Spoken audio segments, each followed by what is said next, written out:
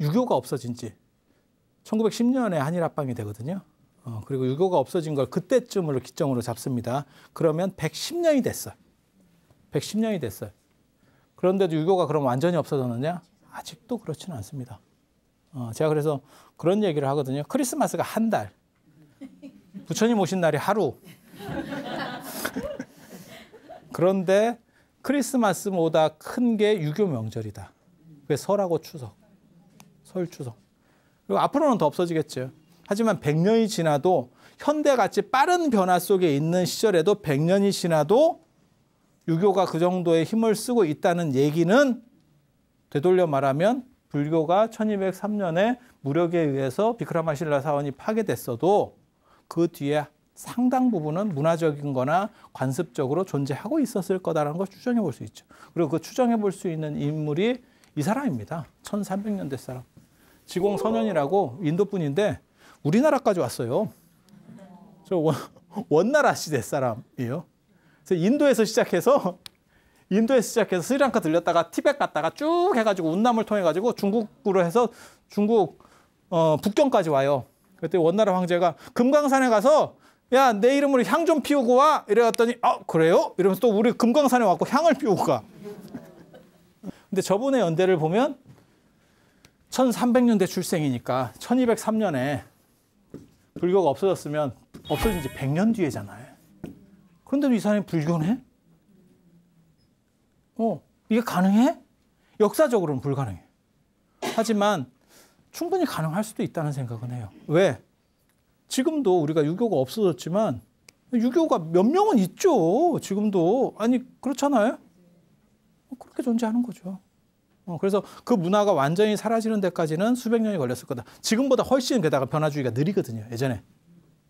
그런 정도를 생각하시면 돼요. 그래서 이런 문제들이 존재하는데 그러니까 두 가지 구조가 있는 거예요. 불교와 힌두교라고 하는 두 가지 층. 그리고 불교를 누가 대체했느냐? 불교를 누가 대체하냐? 이슬람이 대체했죠. 그리고 이슬람은 신분제에 대한 평등. 그러니까 불교를 대체할 수 있는 세력으로서 이슬람이 가능했던 거예요. 그런데 무슨 문제가 벌어지냐면 나중에 인도가 독립하면서 힌두가 여기를 먹어버리고 이슬람을 이렇게 쫓아내버리는 거거든요. 그러니까 여기서는 그러면 신분제로부터 자유로울 만한 사람이 없어져 버렸잖아요. 그 사람들이 없어졌잖아요. 저 요구는 계속 있을 것 같지 않아요? 그러니까 신분제로 떨어지는 사람이 누구냐면 원래부터 천민 이런 사람들은 별로 관심이 없어요. 왜? 계속 천민이었으니까. 근데 저 카스제도상에서 누가 천민으로 들어가는 거냐면 불가수 천민, 천민 이런 사람이 들어가는 게 뭐냐면 외국인 혼혈, 이주한 사람들 이런 사람들 다 천민으로 들어가요. 그리고 그런 수요들은 계속 있게 마련이죠. 그다음에 저런 나라가 더 크면 혼혈이라는 건 당연히 존재할 수밖에 없거든요. 아니 그게 뭐 좋은데 무슨 피 따지게 생겼어. 그렇게 가는 거지.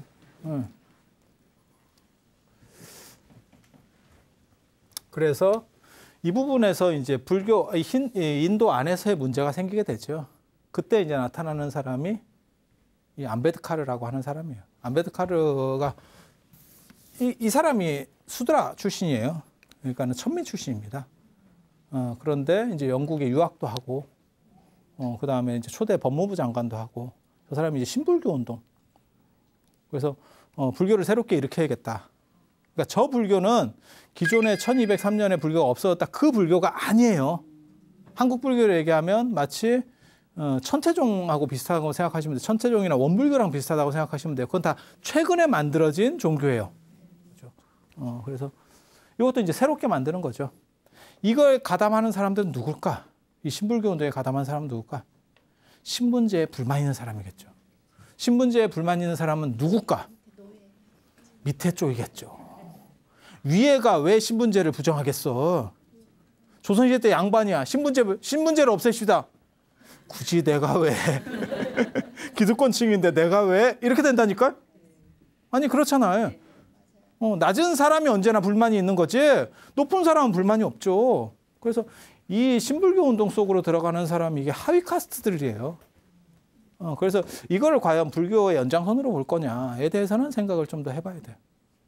그렇지만 지금 현재 불교가 자인화교보다 더 종교 인구가 많습니다. 인도에서 네 번째로 많을 거예요. 네 번째, 다섯 번째 정도 되겠다. 첫 번째가 힌두교고, 그 다음에 두 번째가 이슬람, 그 다음에 뭐 시크교, 그 다음에 기독교도 있고, 그 밑에 정도가 아마 불교 나올 거예요. 그리고 지금 이 신불교 운동을 통해서 불교가 이렇게 지금 많이 세력이 늘어났는데 저걸 연장선상으로 볼 수 있을 거냐? 그건 아니라고 생각을 해요. 그래서 말 그대로 저거는 신불교라고 봐야 돼요. 불교는 불교인데 신불교. 여러분이 이제 신자, 이거 진짜 이게 네오인데 이 신자에 대해서 생각 잘 하셔야 돼요. 유교도 있어요. 유교도 유교, 신유교. 도가도 도가, 신도가. 이렇게 신자가 하나 들어가면 완전히 버전이 달라집니다. 그러니까 그 연장선상이라고 보시는 분들이 되게 많아요. 그런데 영화나 이런 것도 있잖아요. 원, 투 이렇게 나왔는데 연결되는 영화도 있고 완전히 다른 영화도 있어요. 근데 대부분 신자가 들어가면 연결이 아닙니다. 완전히 다른 판입니다. 완전히 다른 판. 그래서 그렇게 이해를 하시면 돼요. 그리고 마지막으로 오늘 이제 인도에서 불교가 끝나는 것과 관련해서 언급해야 될 게 과연 불교는 독립종교였는가에 대한 문제. 그러니까 힌두교나 바라문교로부터 독립된 종교였는가? 이 문제는 굉장히 해석하기가 어렵습니다. 불교가 인도에서 저렇게 싹쓸이 되는 이유 중에 하나는, 그리고 동아시아에서도 주류였다가 나중에 유교에 밀리게 되는 이유가 뭔지 아세요? 유교는 왜 동아시아에서 1000년 동안 불교에 눌려 있다가 어떻게 살아났을까? 아니 1000년 동안 눌려 있으면 죽는 거 아니요? 제가 늘상 그런 얘기 하거든요. 조선시대 때 불교가 유교에 뭐 500년, 600년 동안 두드려 맞았다 라고 하지만 억울할 건 없다. 그 전에 우리가 1000년을 때렸다. 1000년을 때렸다. 억울할 건 없다. 이렇게 얘기하거든요. 단 뒤에 맞은 것 때문에 자꾸 각인이 돼 있는 거야. 이거는 최근이고 때렸을 때는 한참 전이라서 전생처럼 느껴져 자꾸. 근데 실제로 역사에서 보면 상황이 그게 아니야. 상황이 그게 아니야. 그런데 되게 재밌잖아요. 어떻게 유교는 1000년 동안 눌려있다가 다시 살아날까?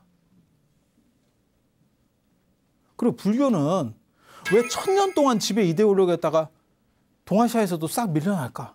불교의 두 가지 의문점이 그거거든요. 하나는 인도에서 종갓집에서 불교가 살아났다. 지난 시간에 제가 화두로 맨 처음에 제시했었잖아요.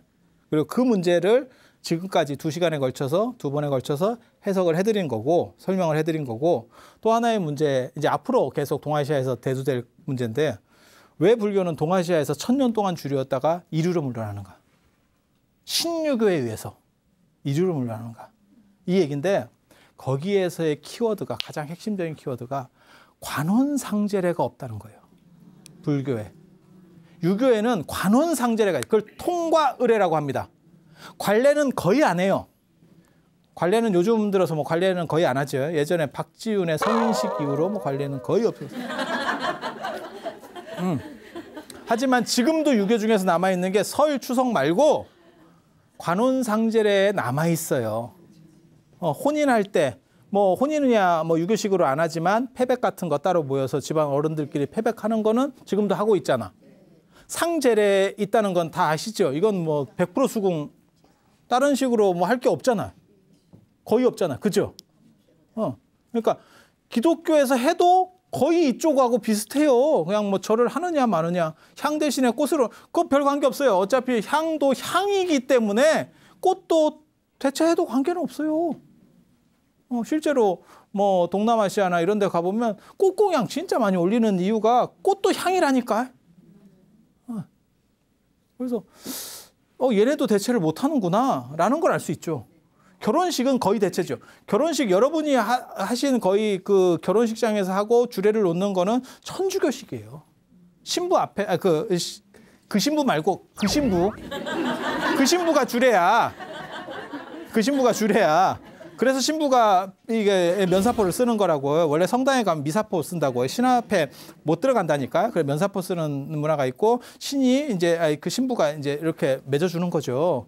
그래서 미국이나 이런 데서는 주례 없는 결혼이라고 하는 게 나오기 시작하는 거고 그거는 안 맞는 거다. 이게 지금 뭐 내가 천주교를 믿는 것도 아닌데 무슨 놈의 주례를 두느냐. 그래서 주례 없는 결혼이 오히려 맞다라고 생각하는 건데 그 얘기는 뭐냐면 결혼식은 이미 천주교화 됐는데 뭐 관례는 안 하니까 20살에 관례는 안 하니까 혼례는 상당히 천주교가 됐는데 상제례는 안 바뀌었구나 라는 걸 알 수 있어요.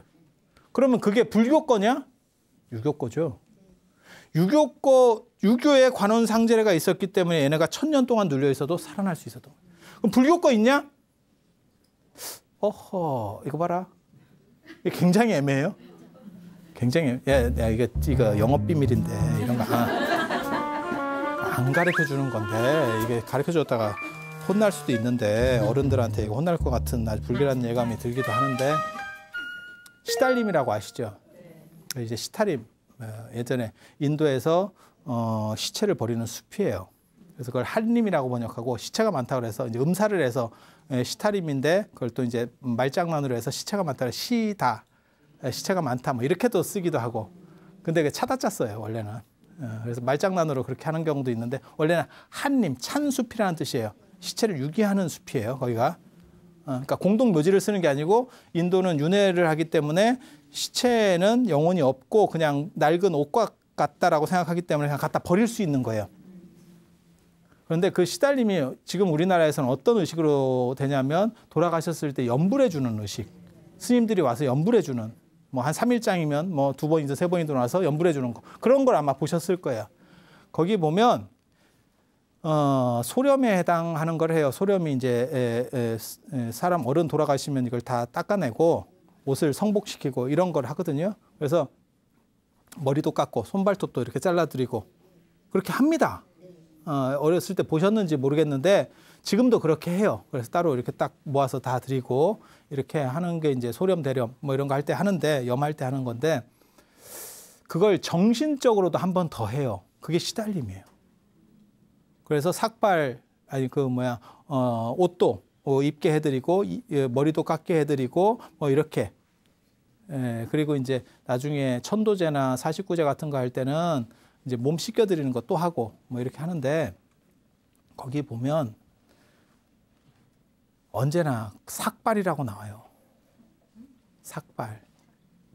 삭발이 뭔 뜻이냐면 스님 전용 의식이었던 거야.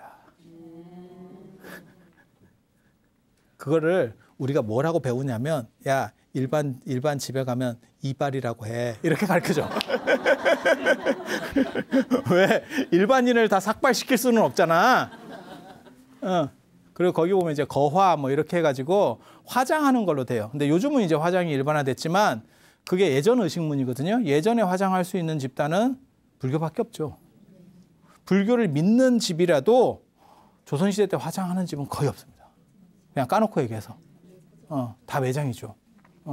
그런 정도로 보면 불교는 일반인들에게 쓸 수 있는 통과 의례가 존재하지 않았던 게 아닌가를 생각해 볼 수 있어요. 통과 의례가 없으면 무슨 일이 벌어지는지 아세요? 독립종교가 아니라는 추정이 가능해요. 그래서 불교가 과연 독립종교였느냐에 대한 생각을 해봐야 돼요. 그러면 명상의 흐름이었냐? 어떤 명상주의였냐?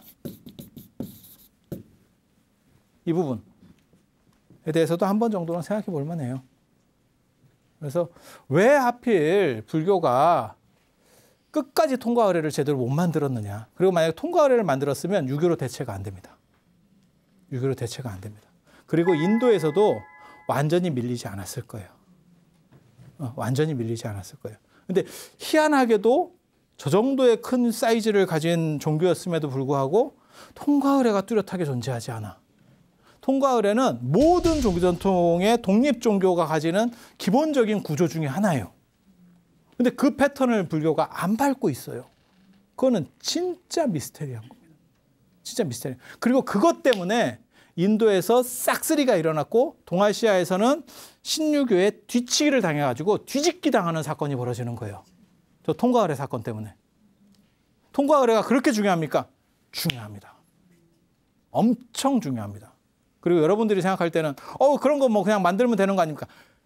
우리 같은 사람한테 교리를 만들어내세요. 금방 만들어냅니다. 통과 의례를 만들어내 보세요. 진짜 어렵습니다. 사시 대체할 수 있는 거 한번 만들어 보세요. 진짜 어렵습니다. 뭐하고 똑같은 거냐면요. 우리가 전 세계 사람들이 인사하는 게 몇 가지로 통일되어 있다는 거 아세요?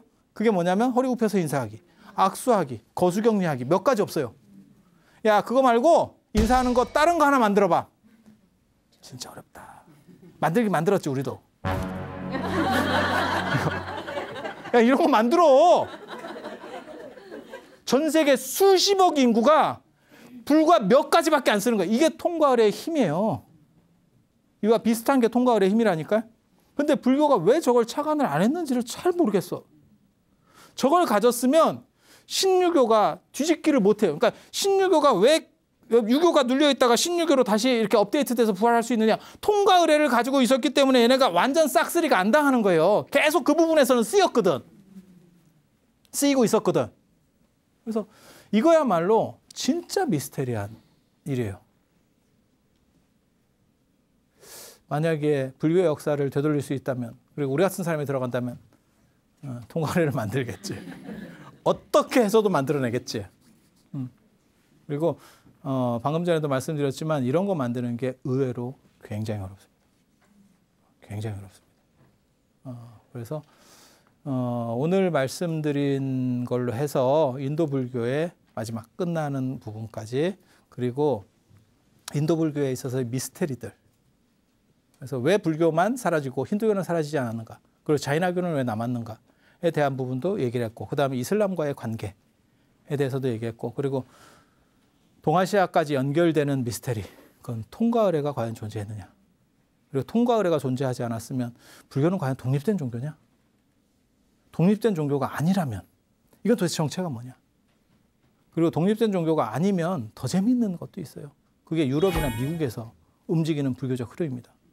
그러니까 천주교를 갖고 있는데 불교 명상을 해요. 그래서 나는 천주교인인데 불교예요. 이렇게 얘기하는 사람들이 나와. 이건 또 새로운 견종이야? 이건 뭐야? 이건 또 뭐야? 이거 종의 진화야? 굉장히 재밌는 구조예요. 그게 다른 종교에서는 그렇게 이중 겹치가 안 나오는데 불교 쪽에 많이 나오는 것 중에 하나가 뭐냐면 명상주의에 대한 강조라는 것 때문에 그래요. 그래서 그게 긍정으로 작용할 수도 있고 부정으로 작용할 수도 있고, 부정으로 작용할 때는 동아시아에서 불교가 싹쓸이를 당한 거, 그게 부정으로 작용한 거고, 긍정으로 작용하는 거는 지금 유럽이나 미국 쪽에서 나는 천주교인이면서 불교, 개신교인이면서 불교, 이렇게 얘기할 수 있는 구조가 나타나기 시작한다는 거. 그래서 이걸 또 다른 희망으로 볼 수 있느냐, 아니면 어떤 특징으로 볼 수 있느냐, 그거는 아직 답을 못 내겠어요. 그래서 오늘 이상 인도 불교 끝나는 부분까지 이야기를 하고, 다음 시간에 이제 중국으로 넘어가기 시작하는 불교에 대한 이야기를 해드리도록 하겠습니다. 자, 들어주셔서 감사합니다.